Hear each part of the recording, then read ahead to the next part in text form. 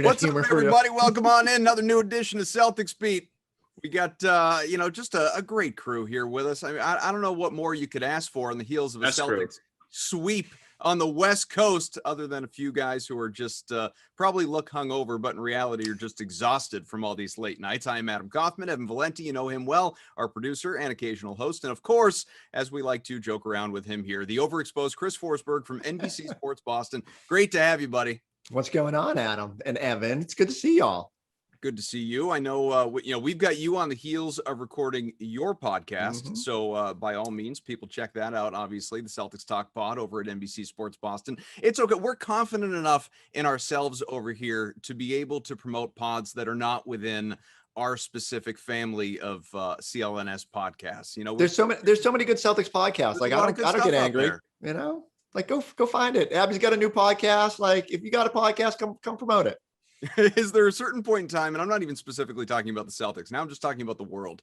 Are there too many podcasts? Yes. Like, does it become a thing where, like, I remember way back when, if we want to go to, this is showing our age, but we all remember, go back to like the .com boom, right? Mm-hmm. And when Bill Simmons really became sort of the voice of the internet for the sports fan with ESPN.com and Page 2 before that, long before like Grantland and the Ringer and all that. It was like, man, like how do I have a blog? Like, and then suddenly it became anybody can have a blog. Like it's almost easier to create a blog than it is to do anything else in the world. And now we've sort of hit that place with podcasts too. There was a certain exclusivity about it at the beginning, and now it's like you could just, well, cool, I got a phone. Well, I guess I got a podcast.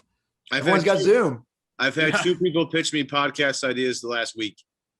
And they're just like, hey, we need your help. And I'm like, all right, you have no experience in journalism, broadcasting at all whatsoever. So this is going to go really well. But maybe it would. Look at TikTok. Like you never know. Just going to have an audience. You don't necessarily need to have talent. You know what's fun? I'll tell you a quick story. Is probably one of my final few years at ESPN. They were kind of changing over the podcast. They came to me and said, we want to get you on. Honestly, I don't even know what we were calling it at that point. Hoop Collective, basketball with friends. Like it was going through some iterations. And I sat there, I was like, podcasting, that went out with button shoes. There's no way this is going to take, this is old and over. And then here I am. And when I dived in with NBC Sports Boston, I was like, wow, podcasting is just sort of getting going. And I was like, man, I wrote it off too quick. I wish I had a couple of Spirit Airline rants on that ESPN podcast. I think I probably should have shown them I knew something about basketball instead of ranting about the travel difficulties. But now I can't imagine, And it's funny you say that. Is there too many podcasts? And then I thought about it. And I was like, there's still probably one morning out of every week I go to walk my dog and I reload my podcast apps and I'm like, got nothing to listen to. Everyone's old and outdated. We all got to stagger it. We should all pick a day. Yeah. Like you guys got Sunday, I'll take Monday. Jay King and that crew can take Tuesday. Corrals can have Wednesday. Get the Geno Time guys on Wednesday. We'll put Abby and Sean and Perk and Mark's new podcast on Thursday. Yeah, it makes all the sense in the world. I remember saying that to our bosses here at CLNS, because it's like, I'm not telling anyone anything you don't know. Like there are more than enough Celtics podcasts just within CLNS, let alone everywhere else, like yours and so on. Like, why don't we all just pick a day and just distribute that way? Because when you've got so many pods coming out in the same day, morning, afternoon, evening, it's like, there is such a thing as, like with you, we joke about overexposure, but there absolutely is like podcast overexposure. It's like, do I need 3 new Celtics pods to come out on the same day from either the same company, or it becomes a popularity contest. It becomes like, well, pick your favorite, voices in the industry. And that's the one you're going to listen to. The best part though, is when they're winning, people will listen to anything. So let's ride that wave. For the off season, Celtics are all about the off season, because the trades and drafts. Off season numbers are outrageous. So crazy every year. They're ridiculous. I remember when I was first starting with CLNS, and we would put out these roundtable videos, and I'll make this very quick. We would get like 20, 30, 40, 50,000 views. And I was like, there is literally no basketball happening right now. And it is all speculation. And it's just hilarious. Again, that's when I couldn't believe it, but that's when you see some of your best numbers is one of the off season, and you can just talk about trades and team building. It's so much fun. Or if you put Isaiah Thomas in the headline of this this thing, like it's gonna do gangbusters. I'm gonna put Isaiah Thomas. That's it. With Chris Forsberg. That's it. The number of tweets that I got about Isaiah Thomas just between the end of last night's game to where we are this morning, and we can touch on that, but it's killing me. Even it's not even just tweets, it's texts at this point. Yeah. But the only other thing I was going to ask you about podcasts, because again, like you just recorded yours, now you're on this one, you know, you'll have radio interviews, like if you're comfortable sitting in all the different seats. Do you prefer to be in the lead chair hosting? Do you prefer to be, you know, on the receiving end of questions as opposed to guiding the conversation? Where are you at? I enjoy both. I think, you know, especially as I've tried to take a little bit more ownership of Celtics talk. I'm probably a little bit protective of it in terms of like I want to be sort of steering the conversation, but it's almost like when Scal got to do play-by-play the other night. He so used to being the analyst that he would talk up the play, be like, all right, you know, Jason Tatum goes to the bucket, and then he want to explain why he got to the bucket, and he actually had to police himself. And I feel the same way. It's like, I'll set up the question and then I want to answer the question. So I start talking. So sometimes I think I try to find that balance, but yeah, I try to be the, I'm trying to think of a good representation. Who's like the Celtics most Swiss Army knife of a player? You know, Marcus Smart, given the game what it needs. Like I probably have a really good role that I should stick to, but sometimes I just want to jack threes. So, you know, we ride it. Well, let's go right there kind of with this, because I'm going to ask you a question that I have been asked a lot in recent interviews that I have done. And with the success of the team right now, wins in 5 straight, vaulting themselves from a fringe playoff team to now in a tie with the Hawks for the 4th seed, playing really at the level that we have long expected them to. We've said all along, this is the talent ability that they have. They've just played so far beneath their level. But with the 5 in a row, win 7 out of 9, are they fixed? What is their ceiling? Where do you see this team if you're evaluating them right now? So I always hesitate because I do ride the emotional roller coaster. Like you'll see me there banging my head against the post-game live desk when they lose a bad game in the 4th quarter. And then, you know, I've grown from, I was like really cautiously optimistic after the initial wins here. Like, okay, the Knicks and that didn't do anything for me. The Timberwolves, like, okay, great. Jason Tatum had a great game, but we're talking about the Timberwolves here, last place in the NBA. And so I was a little cautious, but to go on the road, do what they did against Denver. Now, Denver was due for a letdown and clearly waved the white flag in the 4th quarter there. But even going up to Portland, who I thought played really well, they had to hose down Lillard a little bit, and Marcus Smart going in there and shutting him down a little bit. And then even last night, you know, again, like there's no reason they should have even lost that 27-point lead. But, you know, look, go 3-0 on a road trip where you go out west. The Celtics haven't done that in past years. And so some encouraging strides here. I think I'm seeing what the potential is when they're healthy and how defined roles and guys understanding what they're supposed to do. Like, I think the biggest storyline right now, even as good as Jalen and Jason have been, to me, like I woke up this morning and I'm like, what do I want to write about? I really want to write about how good Kemba has been in adjusting to his role. Like his assist totals are up. His usage rate is down. He took a corner 3 last night, which he never does. I feel like whether it is the coaching staff talking to him or just Kemba recognizing like, this is how I can best help this team. And all of a sudden, like there's not 50 people in my Twitter mention saying trade Kemba Walker this offseason. And so, you know, look, they need everybody to do that. They need everybody to stay healthy. They need Jalen and Jason to continue to be great. But I am a little bit more bullish that if they do all that, if Robert Williams gets back to full health, that this team at least has a puncher's chance against anybody. And especially the higher they climb in the seedings, I feel a little bit more comfortable based on, you know, what the potential matchups could be. If I'm putting it in the simplest terms, and you can tell me if you agree, and Evan, certainly, you know, let me know how you feel about this. This is how I've been answering the question.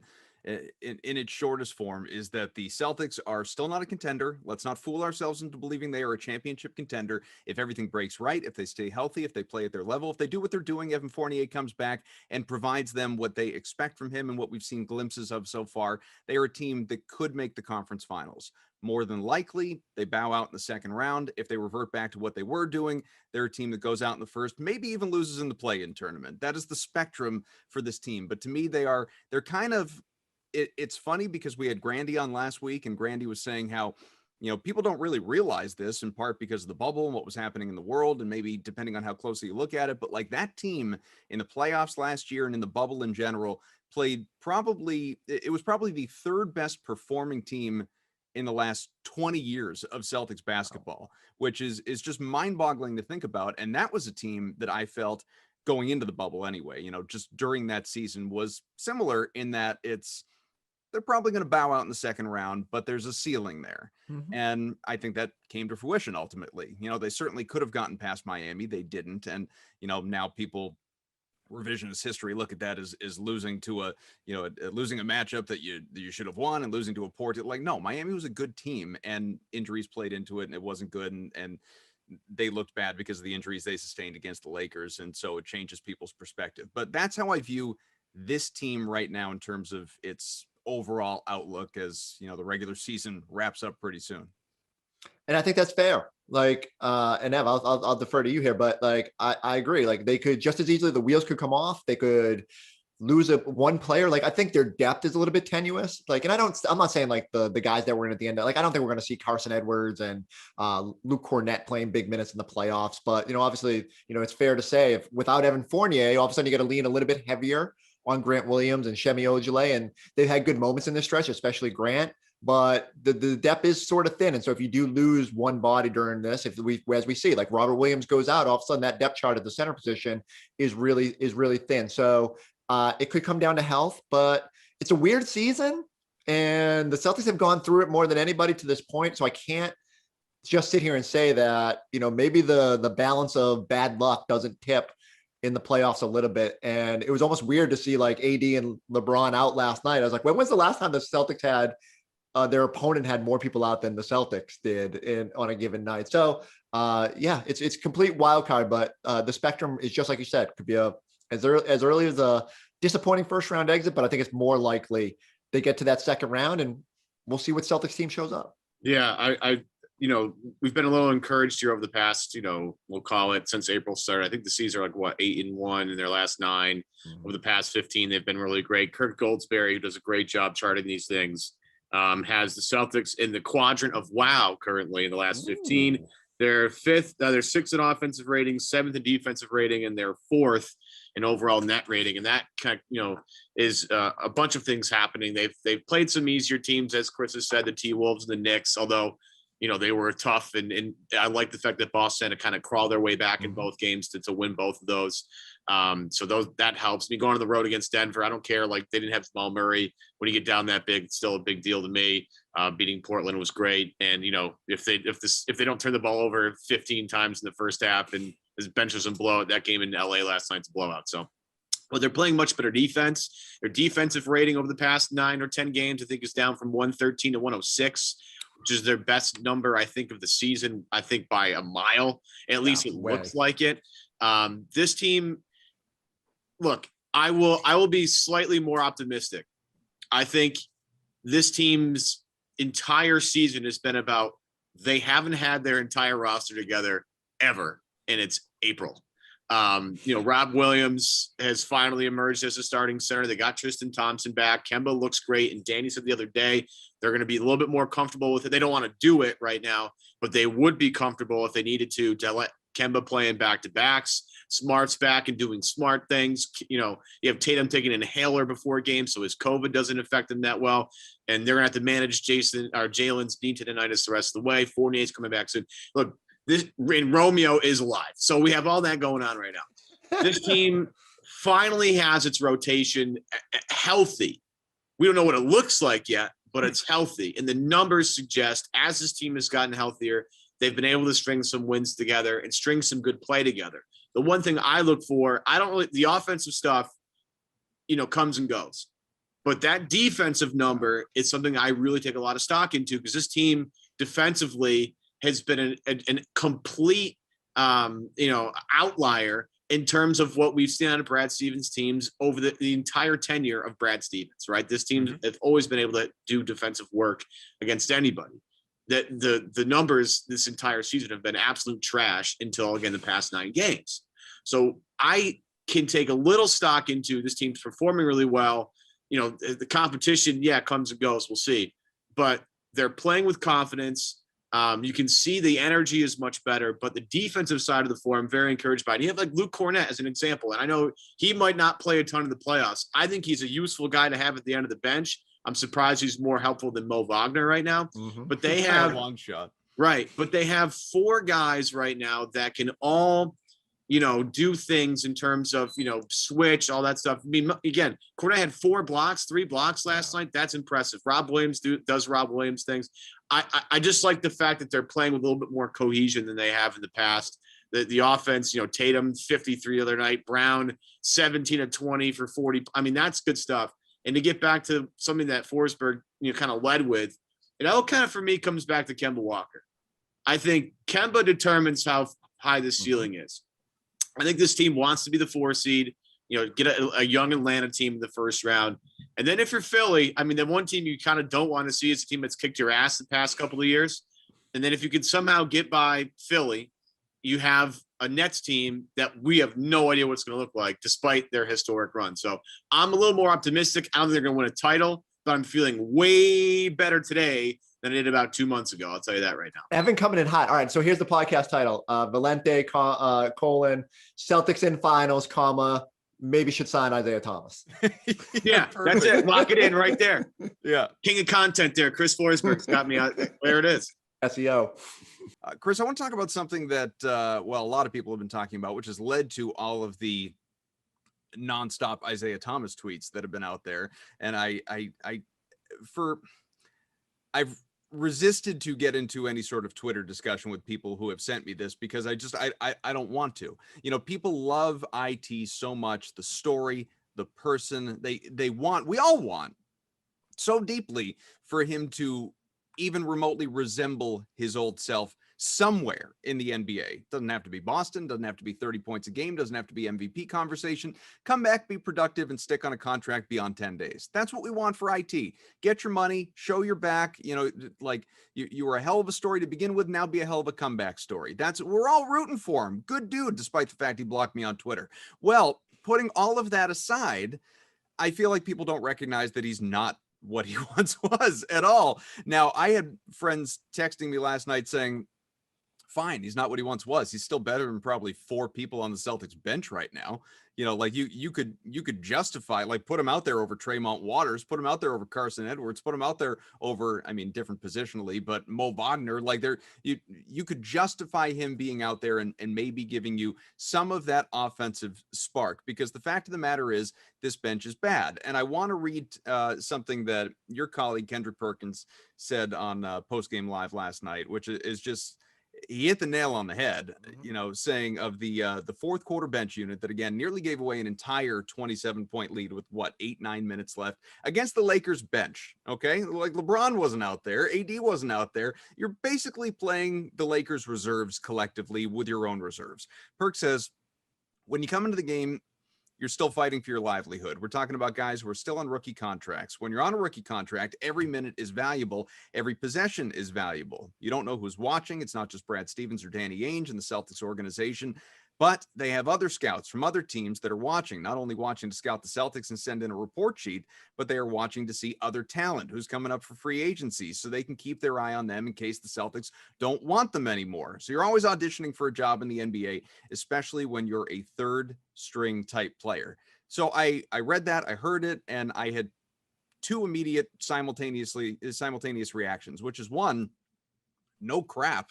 Like, I mean, nothing that Perk said there is intuitive in the sense that, like, everything that should be common sense. That should be common sense to all of us. But the flip side is, well, clearly someone needs to say it because the players aren't out there playing like they recognize that. It took Perk to call out Tatum to get him, in the right headspace. Maybe he needs to call out the collective bench to get everything to figure out for the Celtics, their reserves as well. I don't understand. And yes, talent matters, and they are talent thin when, you take out the starters, when you're looking specifically at the reserves, but they're not as bad as what we saw last night.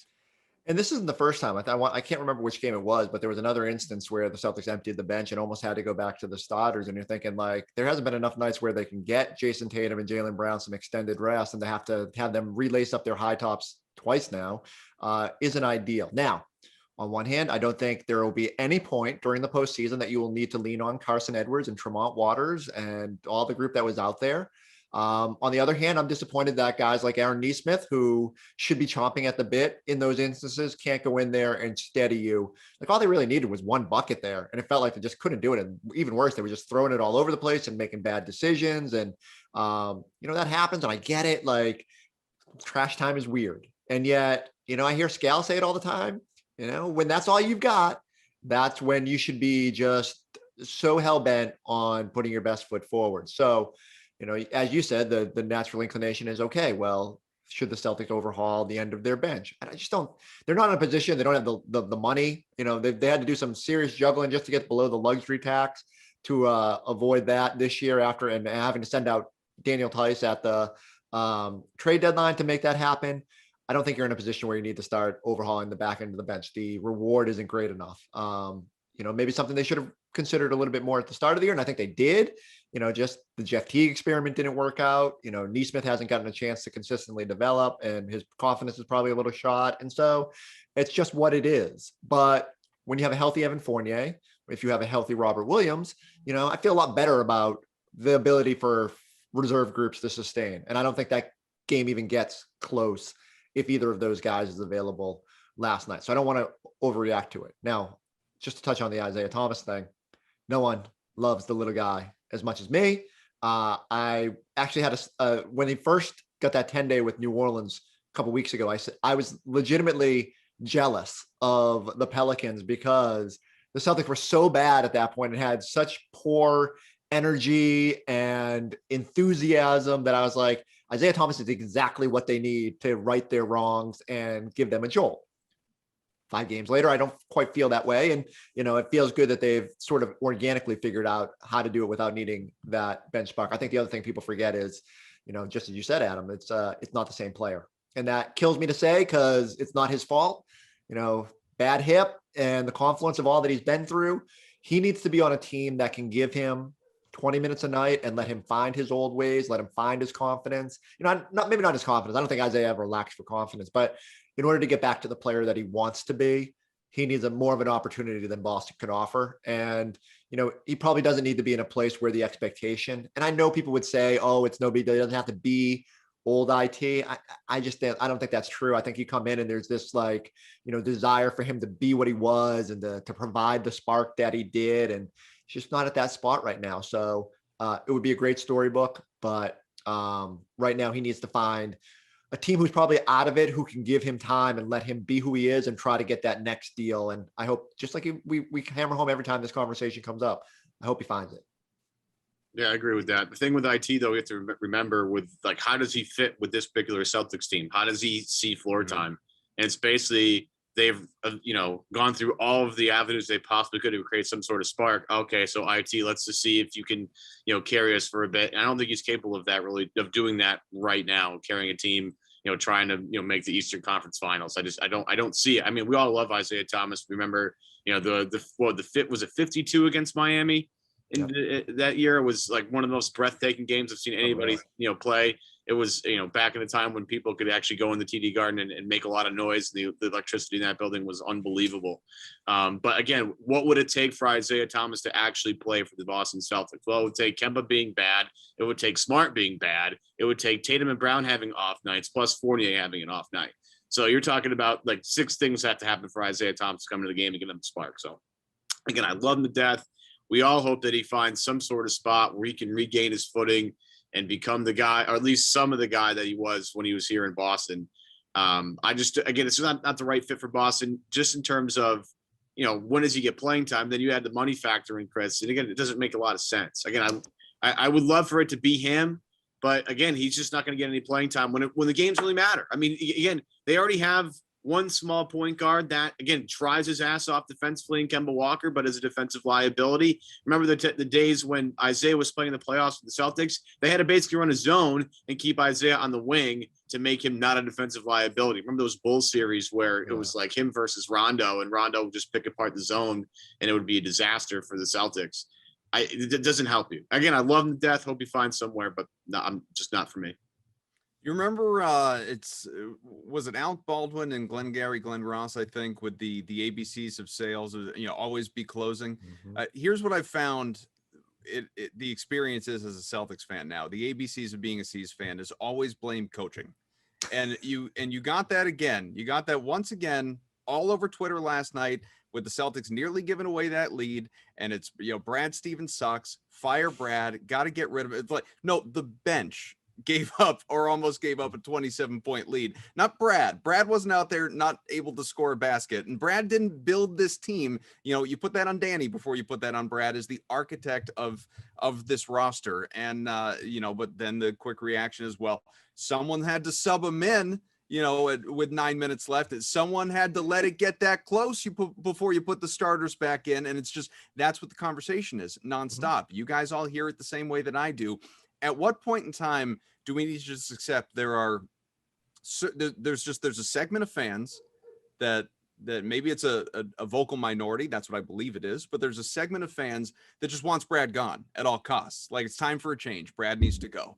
And then there are the others that there's probably another vocal minority that Brad can do no wrong. And like, none of this is on Brad. And what are you people talking about? And who do you want to hire? And then there's the middle ground. There's the middle ground that acknowledges, you know what, like, Brad is responsible for some of the crap that happens, but you still probably aren't going to find a better coach for this team right now. And that's just, the deviation from one to the other on a daily basis. It's agonizing, really, is what I'm saying, Chris. It's Celtics Nation as a whole. Like, and I don't want to loop all the rational fans here, but we do ride the roller coaster, and it's easy when you need someone to blame. He's an easy target. The coach always sort of gets some of that flack. I think it's telling that whenever we've had the Brad conversation, Danny Ainge has come out and been like, hey, he's the least of our problems. And, look, could Brad be better in some instances? Sure. But managing the bench with a 27-point lead, really not like something I'm going to sit here and obsess about at night. So, until the next gigantic college job opening comes along and someone can shoehorn him in there, he had no connection to North Carolina. We spent 2 days talking about, like, what do you go coach the Tar Heels? I'm thinking, what are we doing? What are we doing here? But wait till Duke opens up. Yeah, well, okay, then that might actually happen. And maybe Tatum can steer him back here. Like, no, you want to coach a Duke guy, you coach this Duke guy. But yeah, it's just going to always be part of the conversation, and I think people will. Those who want Brad gone will only regret it once he's gone and they see what the flip side is. And so, yeah, maybe there's like a drill sergeant that can come in and try to maximize Tatum in a different way, but no, it's just like those things. The other thing that worked against Brad last night, Frank Vogel used like 12 timeouts in 6 minutes last night. Incredible. And really fascinating that they were out of timeouts and Brad still had not even called one, not that he needed to. And then when they probably needed a timeout, he was just sort of like, let's get this flight in the air, get home, and was trying to just get to the finish line with if they just make one more basket, we're not even talking about this. It was just all a conspiracy to get Brown to his 40 points. That's it could be perfect. Let's let this thing slip away. You've got to run a couple of minutes, so I want to wrap up with, we started with something fun. I want to end with something fun. So I've for giggles, for my own personal entertainment, I've ragged on you before the exclusivity of being followed by Chris Forsberg on Twitter. And like, what the heck, why don't you follow me? Which obviously, as you know, I don't care one way or the other. But what I did catch on TV recently that I was like, I can't wait to talk to him about this, was you being called out on television for not following Kendrick Perkins. Yeah. And and it's one thing when like I call you out for not like, why are you when Perk calls you out on television for not following him on Twitter? I mean, one, I'm sure you quickly remedied that situation, but two, like, what immediately is going through your head of, like, what is the right way to respond to this? I think my first reaction is, how does Kendrick Perkins have enough time to tell who is and who is not following him? Doesn't he have like hundreds of thousands of followers? Like, I feel, I mean, we must have been tagged in the same post, but I could see that moment because we all have that, right? Where, you pull up something that you're tagged in the same as somebody else and you're like, wait, they don't follow me? Yeah. Disrespectful. And I'm sure there are people out there that hold it against me. I've tried to explain this multiple times that, when I first created a Twitter account, it was not this one. And this one got verified and that was out of my control. And so I do not want to sit there and refollow the same 5,000 people that I had already started following on the other one. So I just kind of ported over some lists, and that's where I follow everybody now. And then just as a shout out to all my NBCS colleagues, and I'm sure there's some ESPN stragglers in there too. Just a very limited number of followers. I don't even know if I have that column on my tweet deck. It's mostly just a list of like Celtics and NBA and all that. It's almost like perfunctory for me. But yeah, as soon as Perk said it, I was like, bleep. And I pulled up my phone, and right from that chair, I had to follow him. You just don't want to get Perk on your bad side, as Jason upset the big man. You know what I always say to people, because I get that from time to time, especially from like colleagues, like, you're a bad teammate, you don't follow me, that sort of thing. And I'll say, like, look, and this is not an exaggeration, this is true. Like, I don't follow my mom on Twitter. Like, well, you don't want, do you want to read your mom's tweets all the time? Like, I wouldn't no, read like, my she'll text me if it's important. That'd be a nightmare. Moms are on Facebook, Twitter, right? Like, yeah, yeah, right. That's why I have Facebook. Exactly. It's same deal. Like, people can make you feel really bad about that. And it's funny. Like, we as we're talking about the big story this week, obviously, is Perk calling out Jason, and Jason, you're probably seeing it on Twitter. We're all aware. We all see this stuff. Even if you're not following someone, it's out there. You're gonna see it eventually. So, I see everything. I hope. See, Perk is just calling everybody out. Tatum, Forsberg, the bench. Who's next? Who's going to be in Kaufman? CrossFit? Right. Now that you've next week on the show, Kendrick Perkins. I'll say this. No, because he hasn't even done the Celtics talk yet. So there's absolutely no way that's happening. I need him on my podcast first before I let him go. So he started his own podcast now before he got on Celtics talk somehow, even though he's part of the NBC Sports Boston family. So what can you do? Perk's going to call out everybody by the end of it. And then just tell them to carry the hell on. Yeah, and which is great. Like, what I love is it's just unvarnished, and even better, it's hard for I think the hardest part about having a hot take on this Twitter box here is eventually you're wrong, and then I sit there and I'm like, oh man, I shouldn't have called out Jason Tatum for slow starts. He's been so good at the start of games, like then I got to kind of walk. Perk has no problem. Perk's just like, hey, I was wrong. Yeah, carry on. He admits it though. Yeah, exactly. People just dig deeper. They're like, no, I'm going to plant my flag even further in this particular take. Like, those are people that drive me crazy. Well, and it's also, and this is a much longer conversation we don't have time for, but I can only imagine how it impacts you mentally as someone who's still more of a journalist than talking head and reporter, and obviously has broken news in the past and all of that. Like, there's just no accountability in the industry anymore with social media. Like, you get something wrong, you get something wrong. Who cares? Like, nobody remembers it. There was a point in time, however many years ago, where that would have like destroyed someone's credibility completely.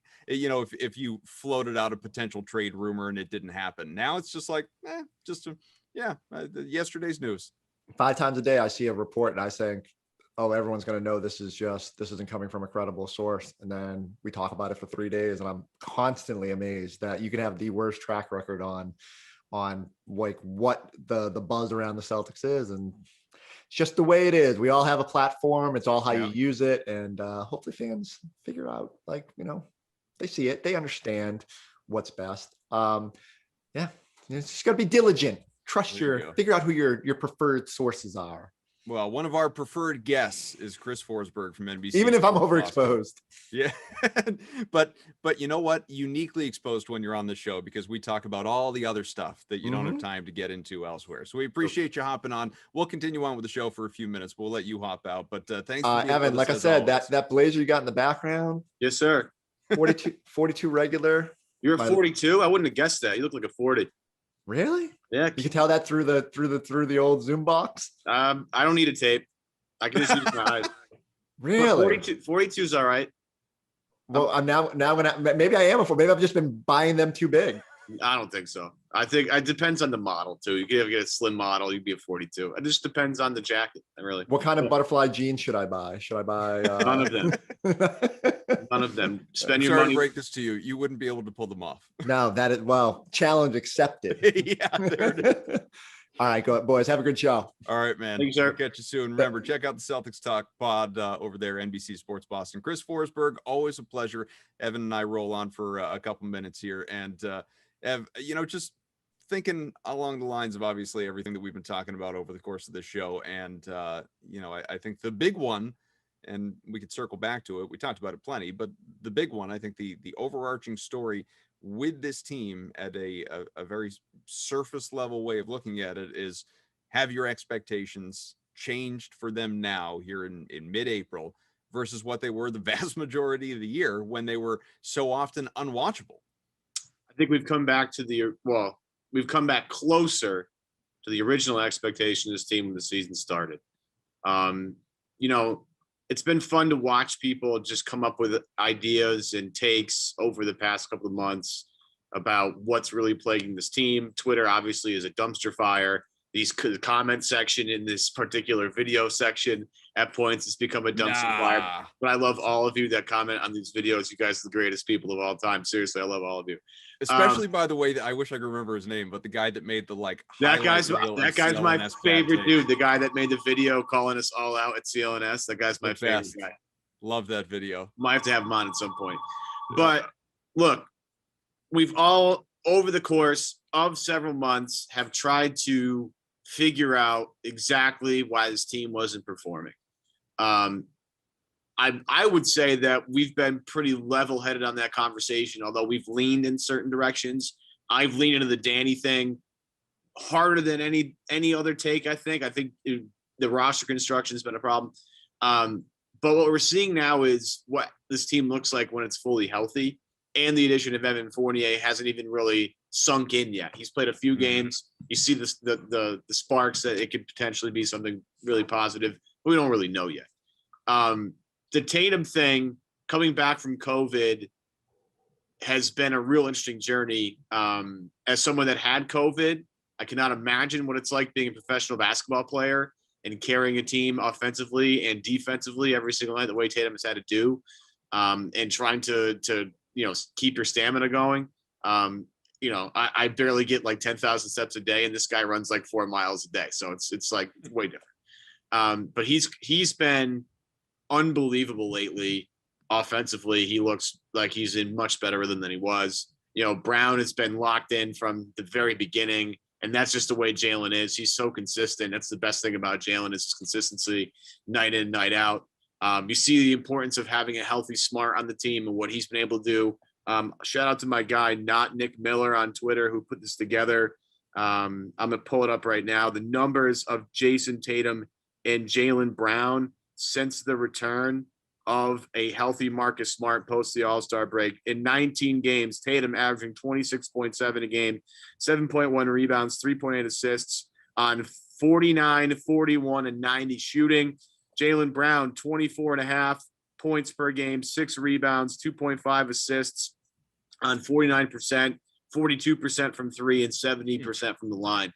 Those two guys with a healthy Smart been able to really up their games offensively, become more efficient, highlighted by Jaylen Brown, 17 and 20 against the Lakers last night.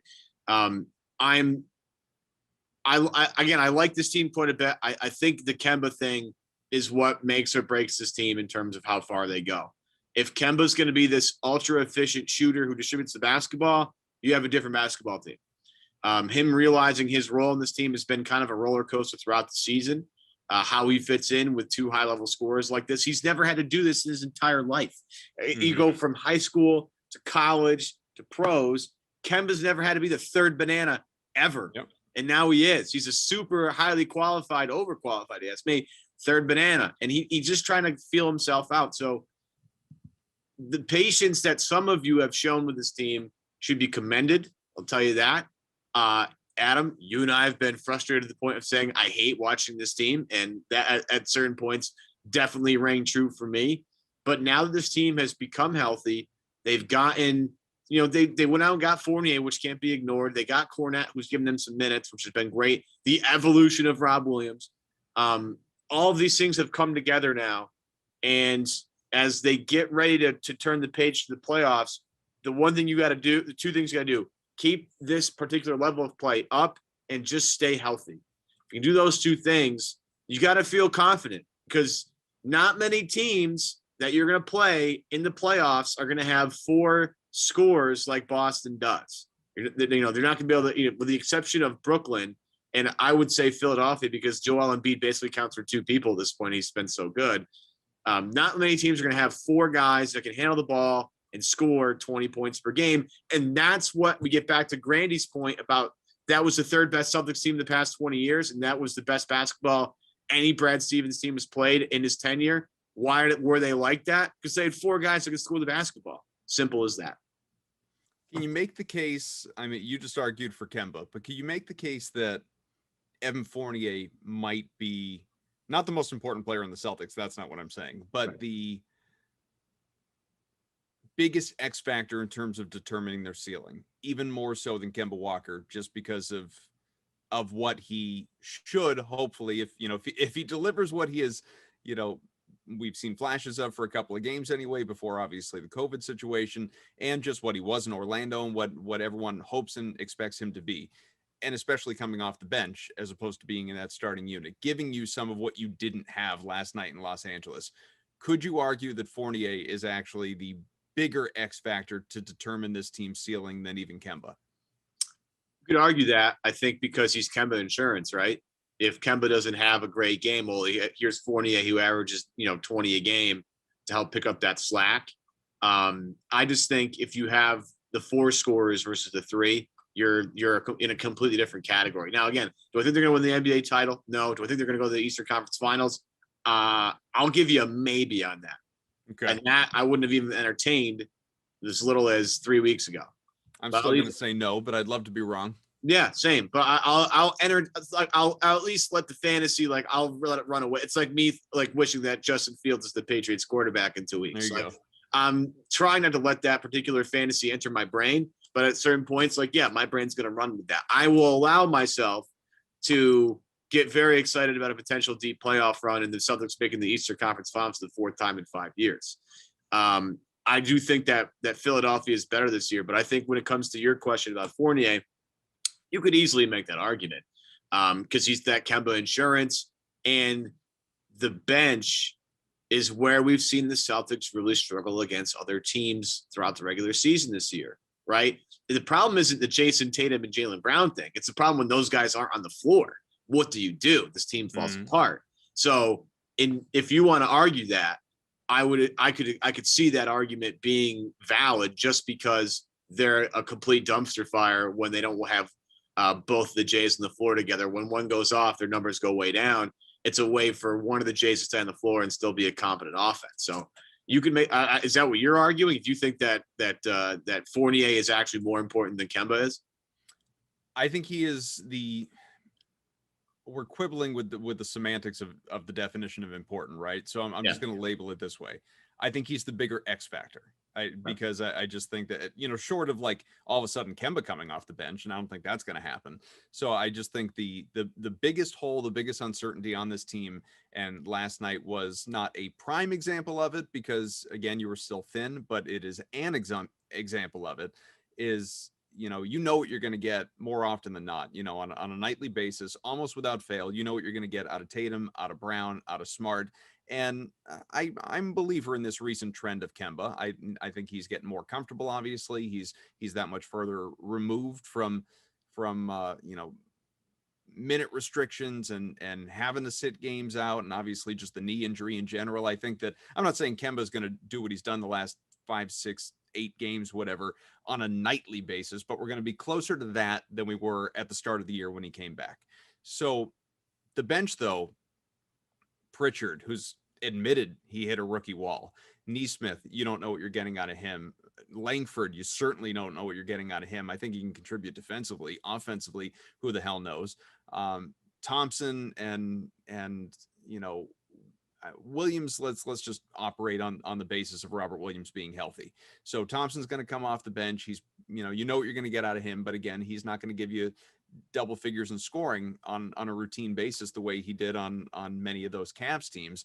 Grant Williams has just been, a mirage of what he once was, or if that's even the right way to put that. So it's like you need to be able to drill in on a guy who's going to give you a consistent 15, 17 points a game off the bench. If Fournier can be that guy, coupled with what you expect to get out of your starting lineup, then yeah, I would argue that Fournier is someone who not only can but will win you a playoff game here and there, and would be the difference between we're going out in the second round versus we're going out in the conference finals.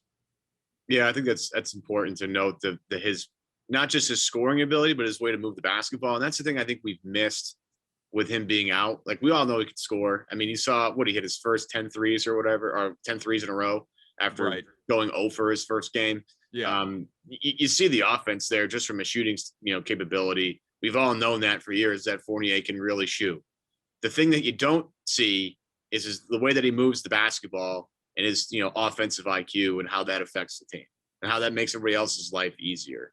And again, that Gordon Hayward spot that they surely missed, Fournier can fill that quite nicely. And not Hayward just light, as everyone's been calling him. Right. Not just as a shooter, because, remember, Hayward was the most efficient player in the NBA last year, given the minutes he was given. Right. But a part of Hayward was the ability to have a guy that can create with 10 seconds on the shot clock, when, again, your two best creators are on the bench. And that's really valuable. And how Fournier fits as a moldable piece. He can be a ball handler. He can be a wing. He can guard defensively a multitude of guys. That guy is very valuable, and his versatility, to your point, might make him a bigger X factor than Kemba. Kemba's a guard, right? And just, by size, by his ability to do things, like, he's just a guard. But you have a guy in Fournier who can be a little bit more moldable and kind of be sort of a chameleon in terms of, he can change this when he needed to be there, he can change this when he needed to be there. So you could make that argument, and maybe I'm wrong on this, and I will accept it to be wrong. And look, I agree with you. I think Fournier in the playoffs is going to be really important for them. He's a huge part of what their future is, not just this year, but I think in upcoming years, if they can find a way to re-sign him and keep him in Boston. I mean, I think Danny acknowledges, like, yeah, we lost Hayward this year. That's a huge reason why we stink. That's a huge reason why everybody's mad at us. We just don't have that particular guy on the team right now, and we didn't draft him. Yeah, I mean, that can be a way to salvage this season and get things going in a better direction. But Kemba, if you just remember early Kemba before the All-Star break, he was breathtakingly good. And I'm not sure if we're ever going to see that player again. I would love to see that guy. But you're talking last year. Right. Yeah, talking before the All-Star break, before that pandemic. Yeah, before the pandemic, before that knee injury, he was unbelievable. He was an all-star. He was tremendous. If they can find, because you look around, not too many teams have a guy like that can really score on you in bunches. And Boston might have 4 of them, or at least 3 of them. And those are what the upper echelon teams have. Look around the East, Kyrie, Durant, and Harden. Nobody's going to match that firepower. Nobody. Just going to tell you right now, nobody's got that. But you have Philly, Tobias Harris, Embiid. Offensively, I don't throw Simmons in there because Simmons offensively is very weird. You have, the Milwaukee Bucks with Drew and Giannis and Middleton and somebody else that will kill the Celtics, whether it's Brook Lopez for a game or Bobby Portis and his ridiculous eyes for a game. Maybe DiVincenzo gets, but the way that Boston can kind of navigate those waters, you can make the argument that Fournier is more valuable to them. I just think the way Kemba fits in and what we've seen from him in the past, if they can find a way to get that guy, it'd be amazing, in my opinion. This show, once again, is powered by betonline.ag. Go to betonline.ag today. Use the promo code CLNS50 for a 50% sign-up bonus. You know what, Ev? I mean, maybe, and I don't believe this, but I'm going to say it anyway. Maybe Boston's just back. Maybe the pandemic was not only an aberration for the world, but an aberration 2020 for Boston sports, because the Red Sox, the Celtics, the Bruins, they have won 18 of their last 20 combined games. I think it's like 22 out of 26, as a matter of fact. We're back. We're all the way back. All's right in the world, man. They're back. We're all back. And we didn't know what to do with ourselves. And take your guy Fields. Everything's good. We didn't know what to do with ourselves. All this losing, it was just too much. Pats go 7-9. It was a miracle they went 7-9. It literally destroyed the world. Yeah, right. It's just a coincidence. Is that what you're telling me? No. Yeah, no. It just feels good again, man. It feels good. Sox are kicking ass. Pats could get the best QB in the draft, not named Trevor Lawrence. Celtics, just the vibes are good. And the Bruins have replaced Tyler Seguin with the guy that went before him with Taylor Hall. I mean, life's not bad, I mean, goal scorer Taylor Hall. Right. Hey, Tuukka out here winning 300 games. I mean, come on. It's easy. All's right in the world again. Yeah, and New York's having a tough time right now. So I feel see you on the parade route this summer. It's going to be great. Duck boats aplenty, boys and girls. All right. Thanks to Forsberg once again. Ev, I'm Adam. And of course, join us next week when hopefully we can talk about more wins. I'll tell you, the upcoming schedule certainly favors that possibility. You got a tough one tomorrow night, Saturday against the Warriors, but it is at the Garden in front of fans. And then you got the Bulls on Monday, Thursday, the Suns, and maybe we'll even touch base before then during that Tuesday, Wednesday break. And if not, certainly in the immediate, right around that scope of time, because regular season, it is winding down, folks. We got ballpark 15 games left. Going to be interesting, but keep on rooting them on. Let's see some more wins. And you Celtics fans out there with your ABCs, you just keep it up. I'm here for it. Keep feeding me on Twitter. You know where to find us. Here's something I haven't mentioned in forever, by the way. If you're still listening, give us a rating or review on iTunes. We appreciate it. I'm going to start to say that off the top of the show, so maybe people actually do it. We'll see you later.